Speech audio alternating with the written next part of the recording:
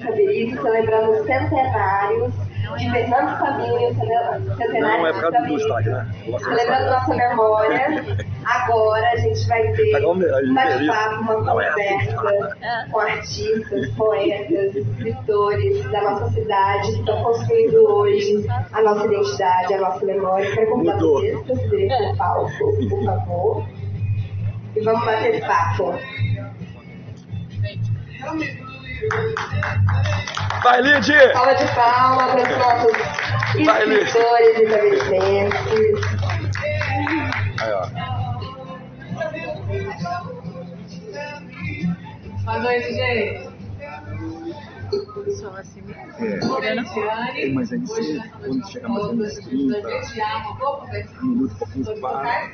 Deixa chegar mais. E já vamos começar. Estamos todos ansiosos. Bárbara, por favor. Obrigada. Gabriel. Já passa para vocês. Sibeli e Tânia. Nós estamos complicados, né, gente? Vamos sentar. Bom, pessoal, primeiro eu queria agradecer a oportunidade, né, da Secretaria de Patrimônio, Cultura e Turismo. Acho que isso aqui é um presente não só para a gente, mas para a cidade. É uma oportunidade única da gente poder compartilhar um pouco da nossa experiência, um pouco, né, daquilo que a gente traz no coração. Isso muda o mundo, vamos dizer assim. Verdade? Dentro da sua história, deixando alguma mensagem. Mas você não é dono dela. Porque você não escreve para aquele momento, você escreve para alguém. Então, quando você olha as crônicas de Fernando Sabino, por exemplo, quem leu há 100 anos atrás, né, de modo geral, e quem lê hoje, as interpretações diferentes, várias leituras que faz de uma história. Então, aqui, todo mundo diz palavra, responsabilidade, que eu quero deixar essa questão de eternizar, mas a responsabilidade de um escritor é você querer um mundo melhor. Ninguém escreve para deixar uma mensagem ruim ou para levar as pessoas para um lugar que você não queira estar. Em cada palavra, em cada ponto do seu livro, você quer levar alguém para um lugar muito melhor do que aquele que você está. De que ele estava, a certeza de que ele estava sempre começando, a certeza de que era preciso continuar e a certeza de que seria interrompido antes de terminar. Fazer da interrupção um caminho novo, fazer da queda um passo de dança, do medo uma escada, do sono uma ponte, da procura um encontro. E quando a gente fala das inspirações, e a Tânia estava falando, eu me lembrei de uma vez que eu estava ouvindo a Tânia num programa da Rádio Cidade, e ela falou a respeito da criação. Ela termina o comentário dela, eu não vou saber exatamente o que ela disse, mas ela terminou com uma frase que me marcou muito, que foi através da palavra que o mundo foi feito. Eu fico pensando, né? Quem são aquelas pessoas que me inspiraram, mas que continuam inspirando? O primeiro nome que vem à minha cabeça é o Tolkien, do Senhor dos Anéis. Acho que foi um dos livros assim, que me arrebataram também, que me entenderam o poder que a literatura tem de passar mensagens, não de forma direta, mas que faça você refletir sobre a vida. Né? E Tolkien fala muito disso. Fala de valores, fala de amizade, fala de amor, fala de sentimento, fala da luta do bem contra o mal, que é o que a gente vive, né? Desde o momento que a gente nasce até a gente morrer, e fala do legado que a gente vai deixar. Né? Então acho que o Tolkien talvez seja a maior influência. E partindo dele, né, dessas grandes aventuras, o C.S. Lewis é outro também que me influencia muito, sem dúvida alguma. As Crônicas de Nárnia é um livro também arrebatador. Né? Na verdade, eu tive influência, o maior influenciador foi minha mãe. Desde sempre foi minha mãe. Desde que eu era bem pequenininha, eu ganhava muito livro, ganhava livro de banheira, os meus primeiros livros foram livro de banheira. Então, ela sempre me incentivou muito nessa área, me incentivou a ler. Eu também é uma leitora assídua, me incentivou, minha irmã me incentivou. E eu comecei a ler e tudo. E, claro, também teve muita influência da escola, da Alexandra Bastos. Eles sempre me incentivaram muito, meus professores, no geral. Na verdade? e se vê produzindo, se vê em outro lugar, não é verdade? Isso acontece com todo mundo. Claro que tem aquelas pessoas que vão desejar ser escritoras, né? Desejar ser escritoras desde sempre, e tem aquelas que tomam um susto. Olha, estou produzindo, né? Colocando o que há de melhor dentro de mim para fora. Tá me perguntando? Eu queria fazer um pequeno comentário aqui, que isso, na verdade, é uma coisa que eu acabei desconstruindo ao longo da minha carreira que eu tenho como literária. A princípio, a gente vê os escritores como sendo uma coisa muito inalcançável, algo muito distante. A gente pega um livro, a gente vê, nossa, um escritor norte-americano já tem. Do lado de cá, a gente teve influência de Ruth Rocha, a Amy, a Tolkien, né? Vamos ver do lado de cá como é que foi o processo das influências. Pode, Zé Otávio. Bem, você sabe que a gente que escreve, a gente é engraçadinho, né? Então, eu primeiro vou contar uma história do menino que era eu. Quando o Kennedy morreu, ele morreu em Dallas, no Texas. Eu corri para vir do Amazonas para poder ver ele passar. Mas eu não tinha dimensão de mundo, eu tinha dimensão da minha rua, e da minha mãe, e da minha casa, como fosse, ali fosse o mundo. Aí eu conhecia Monteiro Lobato, Saci Pererê, todos esses escritores que nos fez esse imaginário. Aí, isso foi criança. Aí teve a adolescência ingênua, né? Adolescência ingênua, e como eu nasci em Belo Horizonte, aí eu percebi que a Avenida Amazonas, ela cortava contorno, dava na Afonso Pena, e a Afonso Pena dava em Confins. E Confins tinha avião, rodava o mundo todo. Eu falei, o mundo é muito grande. E eu voltando na Amazonas, eu dava a Fernão Dias, que é para São Paulo. E também cruzava o anel rodoviário, que está no Rio de Janeiro.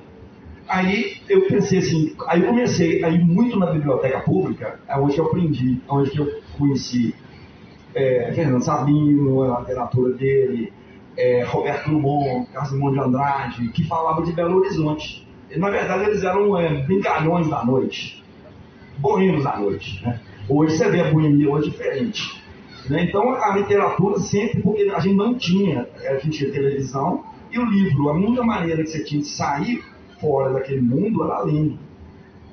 Hoje mudou, hoje não é só mais um livro, né? Então a história que eu tenho com a literatura, que a literatura me ensinou, assim como o hobby de tocar violão e colecionar selo. Quando eu colecionei selo na Teatro Marília, em Belo Horizonte, eu conheci o mundo todo.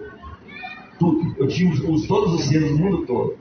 Aí eu aprendi que a gente está aqui, mas a gente pode entrar no avião aqui, ó, daqui 8 horas está em outro lugar completamente diferente. Então na literatura me deu essa dimensão de micro e de macro. Essa é a ideia. Obrigada. Ela me resgatava de qualquer tipo de dor, qualquer tipo de sofrimento, mas também ela traduzia a minha alegria. Então, ao longo da vida, eu fui sendo influenciada por inúmeros escritores. Bem lá atrás, ainda no ensino fundamental 1, que é chamado hoje, eu amava José de Alencar, apesar de que essa literatura vem mais tarde, né, para as crianças. O Guarani me impressionou demais. Por sinal, aquela literatura brasileira, da capinha preta dos livros, quem é mais velho que já vai lembrar, o Azevedo, Luiz Azevedo, li todos. E eu tenho um hábito de, quando eu gosto de um escritor, eu acompanho a vida dele. Compro todos os livros. Então, e aí, não foi só aqueles livros naquele momento. Eu fui amadurecendo e os livros também foram amadurecendo junto, né? Era uma influência, vamos dizer assim. Boa noite, gente. Eu estou participando. Olha, eu fugir um pouquinho desse roteiro aqui, porque eu me considero um cara que gosta de escrever, não me considero ainda como escritor. E é interessante, eu conversei com algumas pessoas que eu comecei a escrever do nada, sabe? Eu fiquei com tédio, com medo de... Eu aposentei, fiquei com medo de ficar sem fazer nada, e isso me tornou escritor. Eu construí um cômodo na minha casa, montei lá a minha biblioteca e fiquei 12 semanas lá dentro e escrevi 2.700 páginas. Principalmente, ele nasceu em 1923. E, então, ele é Semana da Arte Moderna, de 1922. Então, ele é um pós-modernista. Eu encaro ele como um pós-modernista mineiro. Que, na verdade, aí você pega e faz um link com o Juscelino Kubitschek, Brasília, Belo Horizonte começando. Então, esse pessoal, eles escreveram essa mineridade. Porque ele veio do interior, a família veio do interior, eles foram para Belo Horizonte. E aí, sabe onde que eu vejo que o Fernando Sabino ele desemboca? Ele desemboca em Fernando Brant, em Márcio Borges, Clube da Esquina, que na verdade, em vez de, igual, por exemplo, eu percebo aqui o seguinte, por exemplo, eu tenho 2 músicas que eu fiz com a Lídia fez letra, eu fiz música. Então, a literatura, você pega um livro, por exemplo, de 900 páginas, eu consigo pegar ali e resumir no máximo em 50 palavras e pôr para o grande público. Essa que é a minha arte. Então eu escrevo muito, mas depois você tem que fazer um resumo, dar uma pincelada. Então eu vejo o Fernando Sabino, esse pessoal que as mudaram de Andrade, eles bossa nova.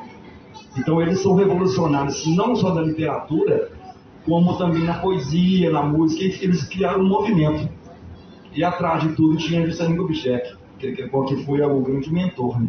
Eu vi um vídeo Fernando Sabino, que era um contemporâneo, todos eram contemporâneos. Trabalhavam em cima dessa modernidade do Brasil. Era um Brasil grande, um Brasil diferente. Hoje é outro Brasil. Essa é a minha ideia. Olha, a gente está falando, eu era criança pequena em Barbacena. Eu fico pensando na capacidade criativa humana, né? Então, lá nos primórdios, lá na minha infância, a palavra... Amor, porque quando eu estou entusiasmado, a letra aumenta, aí quando eu faço uma letra de música, eu sei que a letra tem que aumentar. Então eu não uso o computador para poder escrever no bruto, no original. Então você tem que viajar na maionese e você escrever 1000 páginas. Aquilo ali é o roteiro. Hoje, aí você vai ver os meninos de brinquinho. Os meninos de brinquinho, os meninos da diagramação. Aí um fala assim, vou pôr no Facebook. Tira lá e põe. Vou fazer um filme, tira lá e faz o que você quiser. Mas a obra... você foi lá no mato e buscou. O ouro é 1000 páginas. Se um vai pegar e fazer uma peça de teatro, que bom. Cada um pega um pedaço, mas o seu ofício, o seu trazer as 1000 páginas. E é um exercício de desapego também. Que eu acho que combina muito com a minha forma de pensar. E o que eu acredito que a gente está fazendo nesse mundo. E de alguma forma eu acabo levando isso para minha literatura, né? Deixa eu só, eu preciso de óculos e... Não pode mexer sozinho, tá bom? Tenho. Porque eu penso que a literatura, ela de fato transforma o mundo.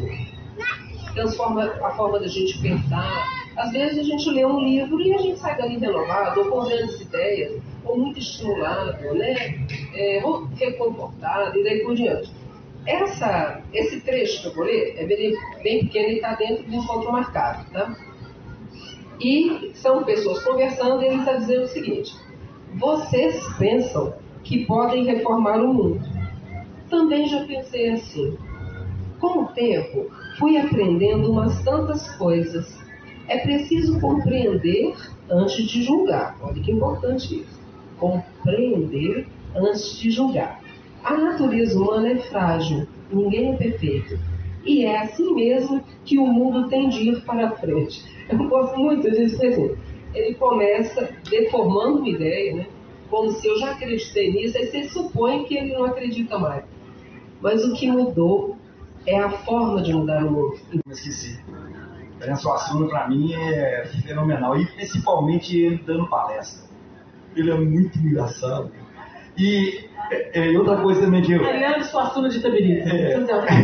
Eu vou falar o seguinte, outra coisa que o pessoal fala assim, de sentar. Então eu já sou mais espiritualista. Eu acho o seguinte, a gente tem anjinhos que sopram nos ouvidos da gente. Eu já penso assim, você sentou, aí de repente você já vai chegando 1, 2, 3, 4, você pega e faz uma peça de teatro.